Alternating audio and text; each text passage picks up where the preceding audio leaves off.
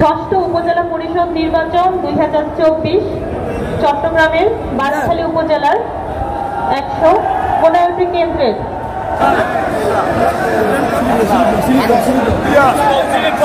ফলাফলের ভিত্তিতে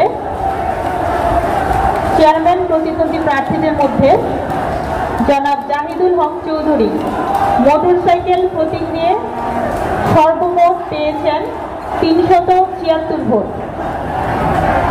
মোহাম্মদ এমরানুল হক আনারস প্রতীক নিয়ে পেয়েছেন 21,979 ভোট।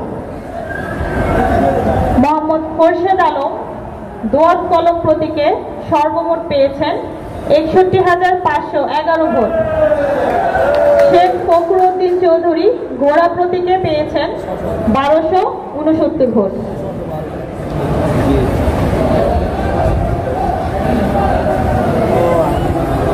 ভাইস চেয়ারম্যান পদের প্রতিদ্বন্দ্বী প্রার্থীদের মধ্যে জনাব ইমরুল হক চৌধুরী টিউবওয়েল প্রতীক নিয়ে সর্বমোট পেয়েছেন 6,079 ভোট।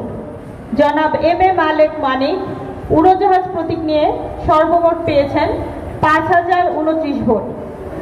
জনাব মোহাম্মদ হোসাইন বই প্রতীক নিয়ে পেয়েছেন 21,211 ভোট।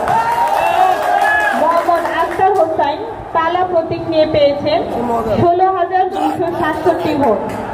মোহাম্মদ আরিফুজ্জামান চশমা প্রতীক নিয়ে পেয়েছেন 16,183 ভোট।